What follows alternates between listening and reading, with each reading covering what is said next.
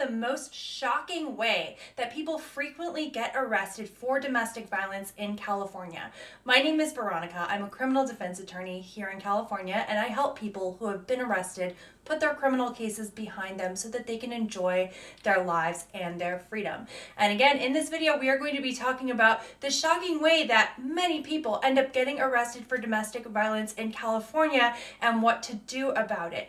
Okay, so the surprising way that many people end up getting arrested for domestic violence is that they call 911 because they feel unsafe or they are being abused, but when the police come out, they end up arresting the person who called for help in the first place. Now let's talk about what to do if this happens to you. Number one, if you have any injuries immediately upon getting out of jail, because unfortunately, usually when this happens, you do go to jail with a $50,000 bond and you're charged with a felony. If this happens, as soon as you get out of jail, make sure that you take photos of your injuries. If you still are feeling any pain, or if this is, not just a bruise, but something maybe you could go to the doctor for, go to the doctor. Get as much proof of this as possible. Now you might be thinking, okay, but the cops already took photos of my injuries. Why would I take photos again? First of all, you will not get a copy of the police report unless and until charges are filed against you at the first court date. So you're not going to get a copy of those photos, and you can't do anything with them. You can't show them to an attorney. You can't start formulating your defense based on them until basically charges have been filed and it's too late. Also, it's not unheard of for photos that the police took to not make it into the file. And what are you going to do then? You need to make sure that you have your own copies, that you're substantiating these injuries as much as possible if you have any. Also, who knows how good the photographs that the police took were. They obviously decided to arrest you, and so they're not, in general, police are not in the business of just collecting all of the evidence that exists. They are in the business of backing up why they arrested somebody. So taking pictures of your injuries is not their top priority. They probably have great pictures of the other party's injuries if there were any, but anything on you, very unlikely that it's going to be a great HD photograph that shows just how bad the injury actually was. Number two, if when you get out of jail, the victim is willing to give a statement, to write a statement, taking responsibility and saying that they are actually the one who is the aggressor, or whatever the story it may be, assuming that it's favorable to you, take them up on it immediately. Don't coerce them, don't pressure them, just have them write up this statement in their own words right then. Look, half of my cases are domestic violence cases, and I've seen this happen.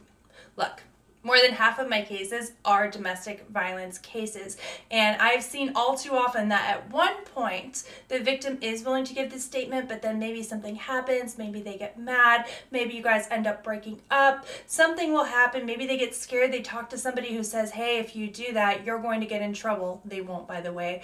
Then they may take back their offers. So you want to take them up on it right away. Make sure to get that statement locked down. In fact, I recommend, if you're doing this on your own, you don't have an attorney yet, have them get it notarized. The reason that you want to make sure that you get it notarized is to prove that they are the ones who signed it. Number three, now this is really important. Before your first court date, in fact, as soon as possible after you get out of jail, have an attorney contact the DA and have that attorney explain in a letter your side of the story and include supporting documentation. So if you did have injuries and you have photos, include that, include the victim's statement with that, and include character letters attesting to your good character. If you're a parent, that you're a great parent. If you have a job, then explaining how you're a hard worker. They don't necessarily have to be from a job. They can be from family. They can be from friends. But the reason why this is so important is that if you get arrested and you bond out of jail, you have court in a few weeks, maybe a few months. At that point, there have been no charges filed against you yet. The DA still needs, the prosecutor still needs to look at this case and figure out, okay, do I want to file more serious charges, less serious charges, go along with what the cops arrested this person for in the first place, or dismiss the case altogether. Obviously, you want to be in that last pile. You want them to dismiss the case altogether. After all, if you called 911, probably you aren't the one who did something wrong and you shouldn't have these charges against you in the first place. But even if you did, you probably still want the case dismissed, right? So it's really important that you have an attorney. Obviously, if the DA only has the police report to review, the chances of you being in that last pile and the case just being dismissed are not that great. Because whenever you're arrested, whatever is in the police report is not going to look good for you. It's going to justify the arrest.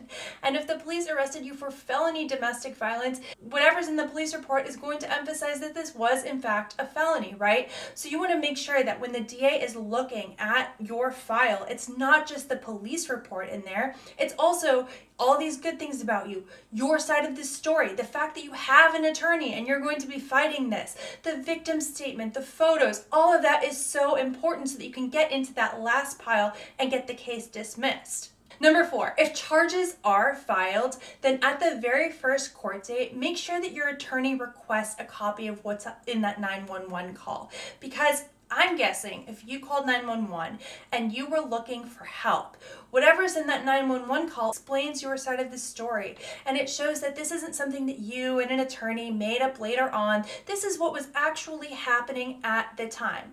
Now, if what's in the 911 call is not good for you, then maybe you don't want to request it, and perhaps you can get through the case without the DA ever requesting it, because unfortunately, that's how these things go. Now, it's important that the attorney request this 911 call immediately, because sometimes it takes time to get things like the 911 call. The DA, if they don't have it in their file, they have to request it from police. Sometimes the police have to get it from someplace else where they keep all these things depending on which department it is.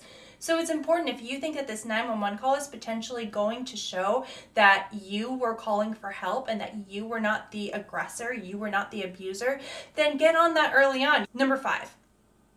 Assuming that when the police did show up, you welcomed them with open arms. You said, thank you so much for coming. I'm being abused here. I need help. Here's what's happening. Assuming that you were cooperative with them, then another thing that you're going to want to have your attorney request at the first court date is a copy of the body-worn video. Body-worn video is the video that the police take from their lapels. They have like a little camera right there on their shirts, and you're going to want to show the DA, who's now handling your case, a copy of that if you were cooperative.